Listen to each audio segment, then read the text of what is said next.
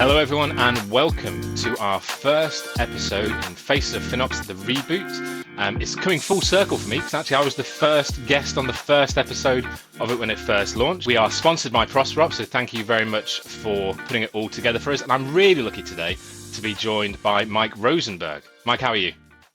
Fantastic. How about yourself today? I'm really good, thanks. I'm very excited about this one because when we had like the initial chat, which normally meant to be about 15 minutes to about what we might talk about, we filled that like instantly and still had loads to talk about. So I think there's gonna be loads to talk about today for everyone, and I think it's gonna be really interesting. It was definitely very interesting for me, and I'm looking forward to hearing more.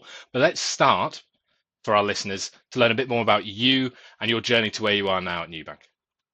I like to describe myself as a retired engineer and a recovering accountant. I've got a background both as a software engineer, and then I went to the dark side and got an MBA in accounting and finance and was a controller and worked in various industries around here in northern Indiana in the United States. And how I got into FinOps was kind of by accident. The divisional CTO for the company I worked was complaining in the hallway about his cloud bill. And I just looked at him and just happened to be walking by and said, I can fix that. And he's like, you've never worked in the cloud. How can you fix it? I said, trust me, I can fix it. So I put an hour on his schedule, and he asked, well, what gives you the ability? You've never worked in the cloud. How can you help me with the cloud bill? I said, I'm old. And he's like, okay, break that down. That doesn't make any sense. I got into enterprise IT in the late 80s. Resources were slow, scarce, and expensive. And you had to be frugal and you had to be creative to get the most capability out of these expensive and slow resources. Now, we all know about Moore's Law, twice as powerful, half the expense every 18 to 24 months. You run several cycles of that and you get to today. And then you increase that with the cloud. Resources are readily available, commodity level cheap, and super, super performant. And you've got a generation of developers who didn't grow up with slow, scarce, and expensive. So that is a set of constraints they really never had to actively manage. And I think if you treat the cloud the way we used to do enterprise computing when things were slow, scarce, and expensive, from a FinOps perspective, you will win. And so for me, it was just a natural extension of what I was doing before.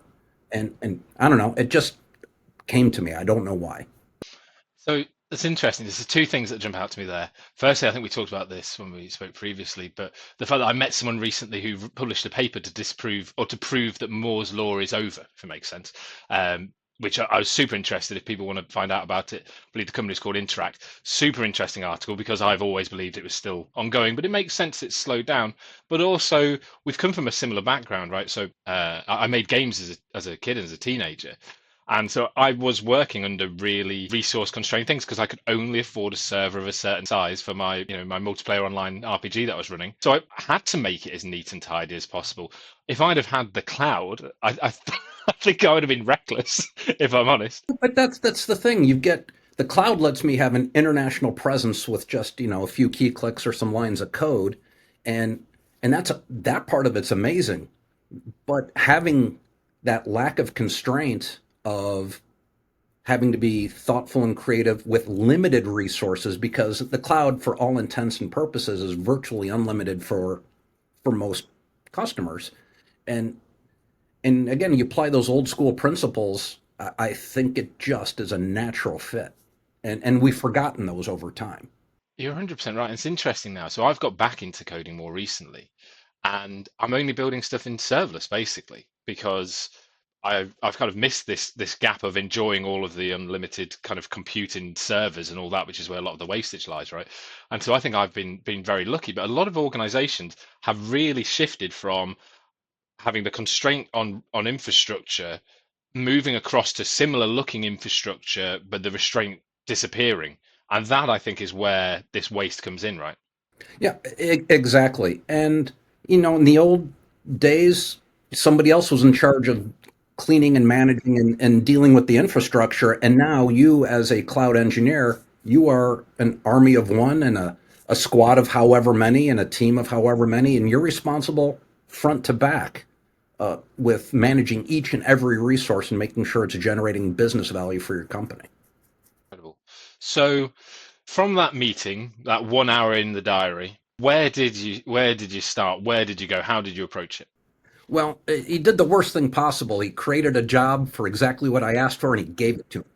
And it was for a large insurance company in the United States. And I kind of greenfield this division ran entirely on the AWS cloud, and I established the FinOps program for them and worked toward creating efficient use of cloud resources. And didn't take a whole lot of time to get into it, but then learning all the details of each of the services and how each service behaves and what the definition of optimize is, because you can't always manage for cost. You still have to deliver an amazing product and make your customers happy, and you have regulatory requirements and you have security requirements and all kind of other things. And I don't know, just kind of dove into the deep end and just had a blast. I absolutely had a grand time getting into the cloud for the first time. And this was about 2016 or so.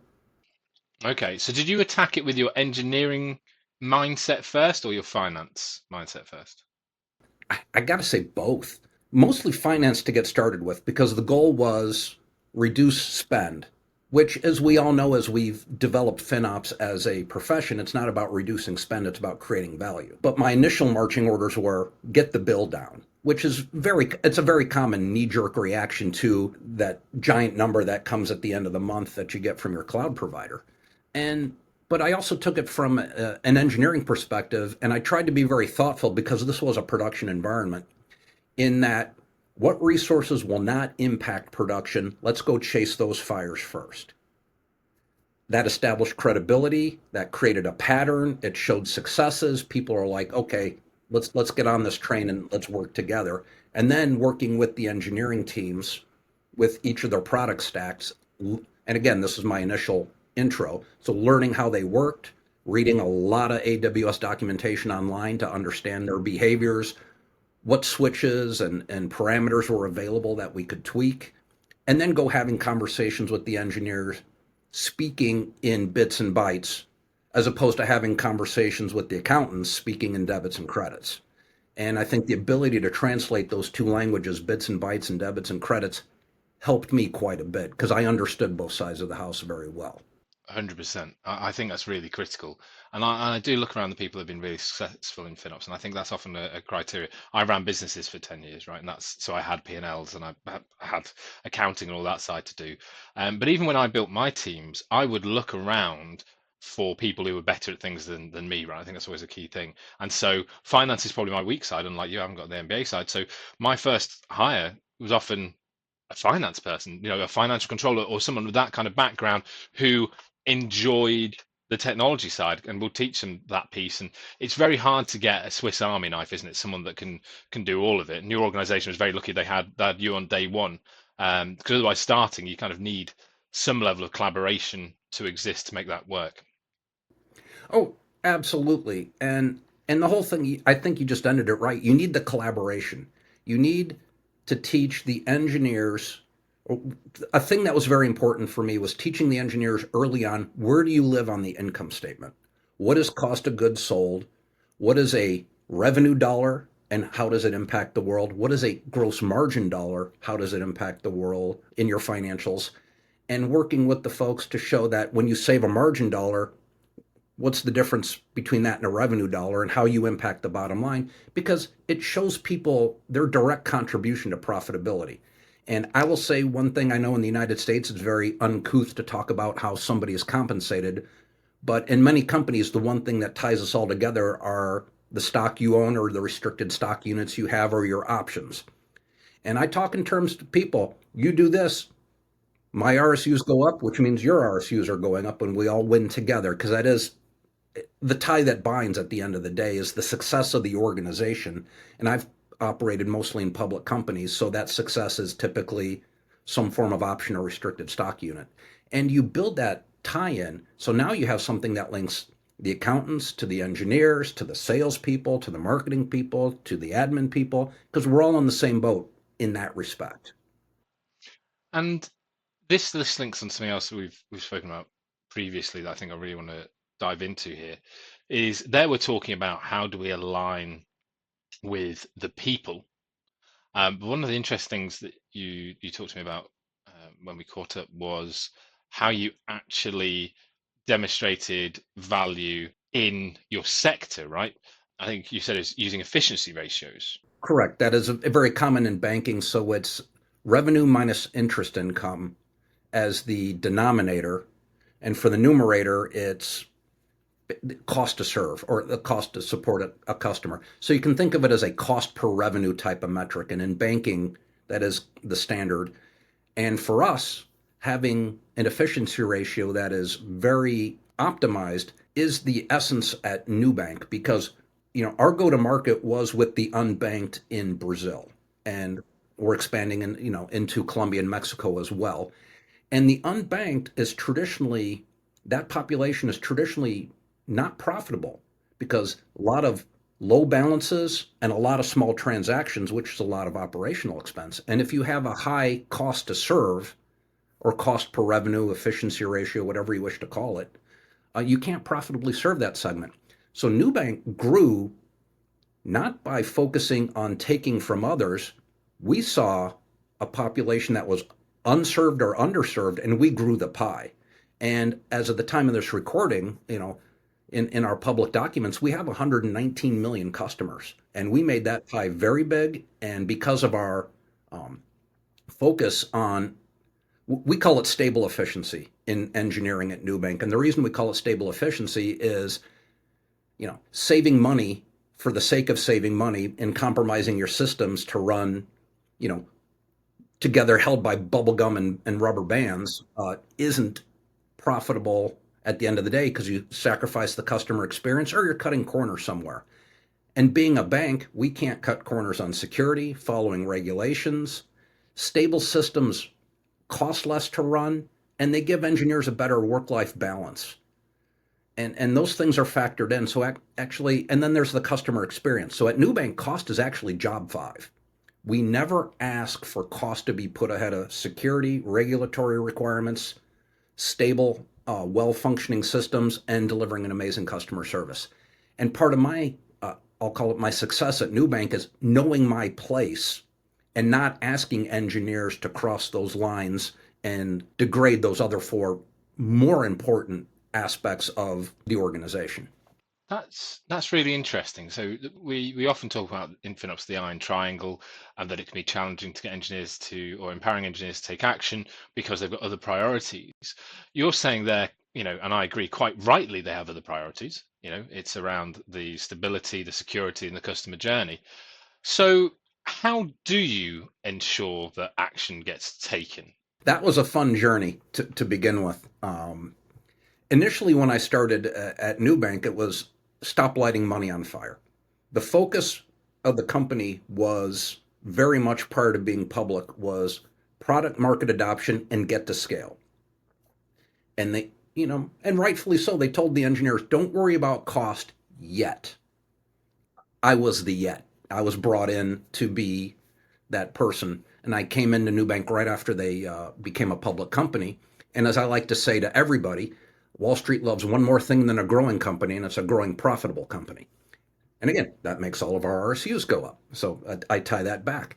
And bringing that to the engineers, showing them again, and I often sound like a broken record, where they live on the income statement, how they impact the financials of the company, and they're empowered to make those decisions because, as Eric over at Cloud Zero likes to say, every engineering decision is a buying decision.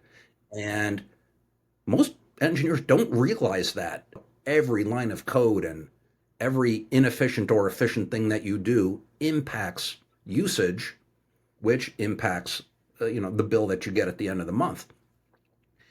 And it's not that engineers can't do it, it's typically out of their traditional domain of learning the financial side of the house. Showing the engineers another dimension to unlock, and then you kind of gamify it and make it something to chase.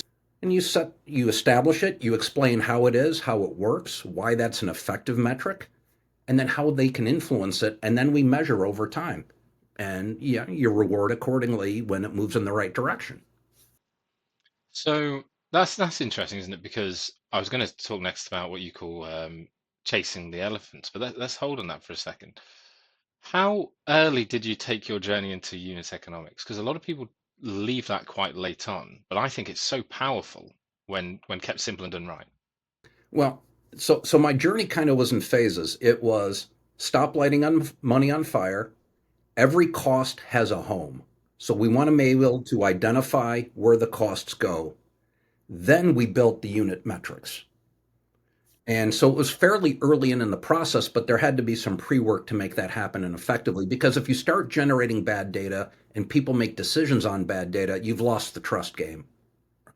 So it was the focus before unit economics was making sure we could build the data to make that numerator and denominator as high quality as possible.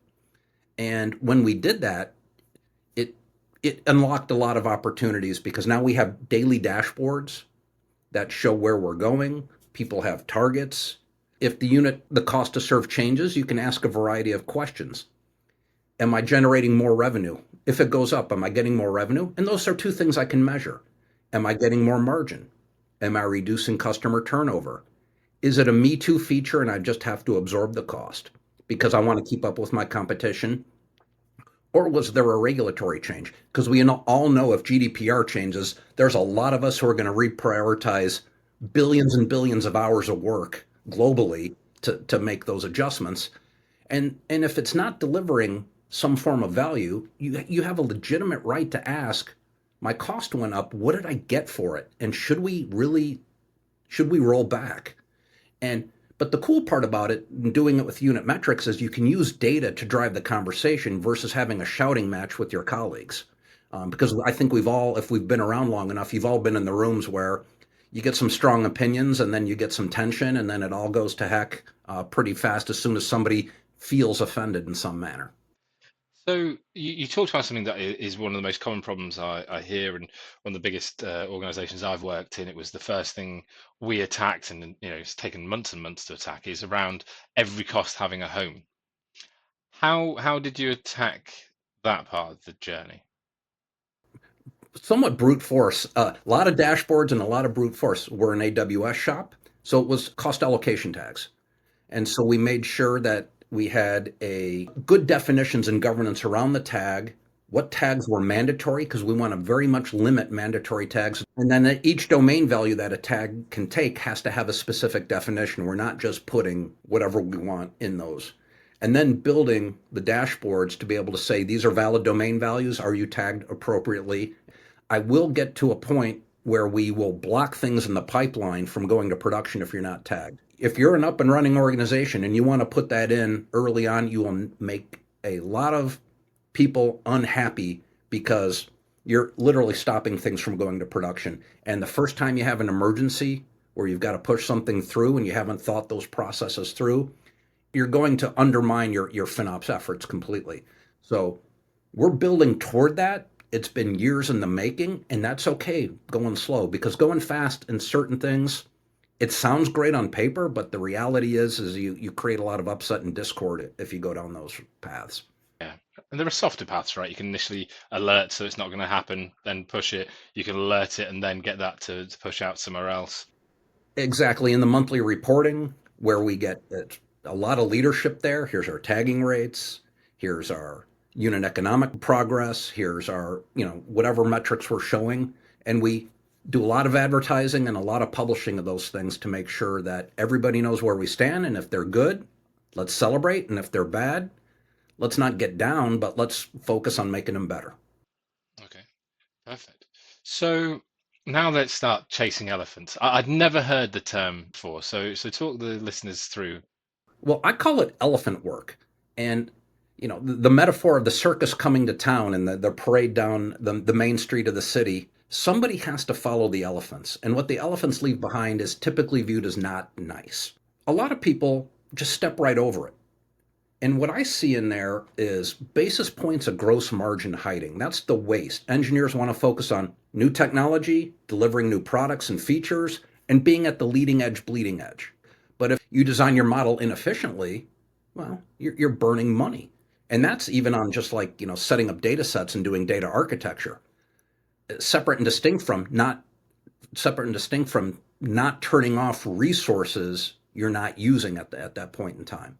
It's not that engineers can't do it. They probably were not exposed to it or understand its importance in the scheme of operating a business that has to have a very effective efficiency ratio to maintain our competitive position. And I try to tie all that together for you turn off this stuff, it impacts our efficiency ratio. There are more people we can bring into the financial sector so they can take control of their financial lives, and everybody wins. That's a really nice way of putting it. So, how long into your journey are you now with Nubank? A little past 3 years, and we made good progress along the way. And now we're focusing on the second half of this year will be spent focusing on splitting fixed from variable costs. And my rationale for doing that is fixed cost, you have a couple of options. If there are any variable components in there that you can detect, let's break them out. And then you have your fixed cost services, optimize. And there's only up to a certain point you can optimize it because there's a diminishing return. There's only so efficient you can get. Then you've got the variable side. Well, that will improve our demand drivers in having correlation coefficients. So we're going to get better predictive capability out of it for budgeting and forecasting. But we'll also be able to measure is your service flexing up or down in relation to that demand driver, credit card transactions, as I used before, or you know, account activity, or whatever the case may be. And then we can start building some metrics around are we scaling efficiently? And that's the goal where I want to get to. So I've got a budget benefit, a forecasting benefit, an operational benefit. And then the engineers can really see that you are powerful people if you're approaching this in a systematic and thoughtful way as it relates to the cost component of your profession. So, are you going beyond cloud then? I'm just thinking about what are you considering a fixed cost? Fixed cost would be a service that does not vary. Um, it's a service that's usage does not vary with demand all that much. It's got a very low correlation coefficient to its demand. So, if you were looking at a comparison, it would be the standard rate and then your variable rate on top of it is that piece that's just staying flat, right? Every day, same cost. Let's oversimplify this. The cost of my VPC in AWS that shouldn't change with my customer load, whereas the transactional environment it better change up and down with my customer load. And and then if we can bifurcate those, as I mentioned before, there's a lot of benefit to be had there. So that's kind of the next push that we're having. I like that. Yeah, no, that's going into a real level. And I ask because I've been doing some stuff kind of going beyond cloud recently and looking at the data center and even in software where you do have more kind of regularly considered fixed costs. You might have the cost of the initial infrastructure, capex, etc., and you have to handle them differently.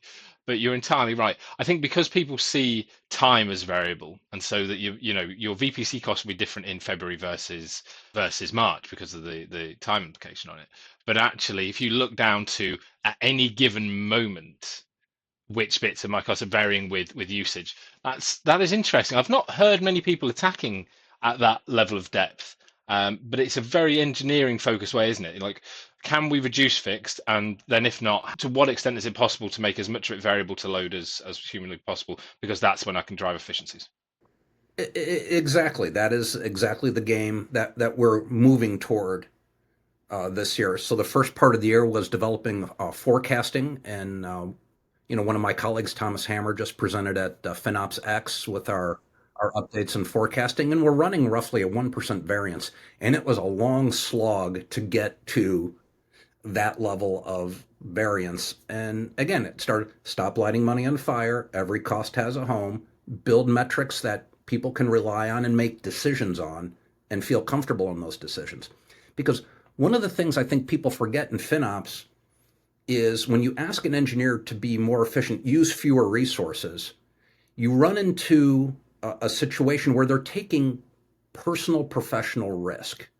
And the example I like to give is like compute with AWS. You go up by 100% or down by 50%. That's just a step function of the way they've created their EC2.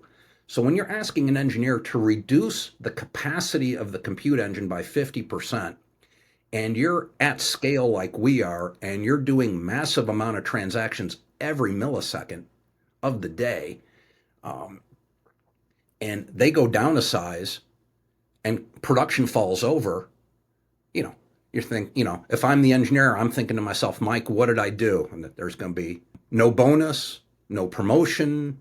I might even get terminated. So for that, you really have to be empathetic to where the engineer sits and how the engineer views the world. So that's why I always kind of chuckle when I see all these tools saying you're underutilizing your compute resources and you're underutilizing that. You should make these changes. Well, that's an awesome and amazing recommendation, and on paper it works. But the reality is you're asking people to take professional risk, and I think that is missing in a lot of people's approach. So one of the things in a FinOps, before I think it was called FinOps X, I talked about being empathetic to the engineer and viewing the thing from that person's seat and perspective. Because if you don't, you're not going to have a good line of communication with the engineer. And then you're going to be asking them to do things that kind of violate their core principles. Again, security, regulatory. Yeah, don't cut those corners. And one of the corners you can't cut is their career. And again, I think that's something that needs to be elevated in the FinOps space, that there's certain aspects that are human factors, they're not engineering factors, and they're not financial factors. I think on top of that is, I call it engineering fatigue. Engineers have constant alerts going off in loads of systems, and you just sending them a CSV on email, that's not where they live. That's not where they do their work. You're asking them to go outside of their comfort zone anyway, to then look at what is often lacking context, the data at the very least, possibly, like you say, actually risking the whole game because it's just been sent something out of a tool that doesn't understand why something is as it is, and there's no human element to that analysis. Well, and it also exposes an element that's missing in a lot of organizations. It's a well structured canary or blue green testing environment where they can roll things out and take a fraction of a percent of customers and shift them to the new way of doing things and then build it up slowly. People are just like, unplug this, plug that in its place. And it's like, okay, that works. It's very naive. It's very on the crawl, walk, run. I don't even think you're crawling yet. And it exposes a missing element to organizations, which is that graceful, thoughtful, and well engineered rollout to production of a change in capacity. Yeah, it's interesting, isn't it? And it comes down to actually how people use the cloud. So similar to you, I was working cloud early on, and I came out of retail, and so it was about rapid ability to change, deploy, etc. But we'd have production environment, 16 staging and test environments for it to go through properly, and all of that was automated. Don't get me wrong, but you'd have good load testing, and yeah, sometimes you have to drop something quick. But if you're dropping something quick, it should be small anyway. But in reality, everything was thought through, everything was put to load, and so while there is still an element of risk, the risk is significantly reduced. And then you see organizations who are literally using cloud like it was a data center Oh still. gosh, yeah. It's like I picked up my code, I lifted and shifted, and now I'm good to run. It's like, oh no, that's man, you're not even in the first hour of the first day of your journey, if that's what you're calling done. Exactly, and it just brings all of those additional risks on board. Conscious of the time, Mike, that's been a super interesting conversation. I've really appreciated it, and we've talked about even more than we spoke about last time. So I've learned some more. What's your final thought to the viewers? Again, it's a journey. Your fast is not necessarily good. I used to teach at a shot put and discus camp, and one of the things we said was smooth goes far. Have a smooth journey. A lot of good things happen when you have a smooth journey. You build relationships. You're predictable in your path. Like we've been telegraphing for over a year, we're going to split fixed and variable. Everybody knows it's coming, and we're half past June here in 2025, and it's going to start in July 1st. And let everybody know where you're going, why you're going. Acknowledge that you see it from the engineer's view. Acknowledge that you see it from accounting and finance's view, and have fun doing it. If you're not going to have fun doing it, you become that person nobody wants to be in the meeting with. And for me, you don't have. I tell people you can spend as much as you want. It's got to create business value, and there may come the time where you need to be in a meeting and explain it. And if you are creating business value, I will help defend you all day long. If you are just ignoring the custodial side of being a good engineer and are using your resources efficiently, well, then you've got to explain your decisions. And to me, that's treating an engineer as a professional. Just a cool thing to do to show somebody how you can be a better engineer and create value. And that's a lifelong skill that propels them forward in their careers. And to me, that's where I get the most satisfaction out of the job, is somebody is now better at what they do, and I help just a little bit, and that makes me happy. Well, once again, Mike, thank you very much. Viewers, thank you very much for watching. FinOps, thank you for sponsoring. I've been Steve-O, and this has been Faces of FinOps. Thank you very much.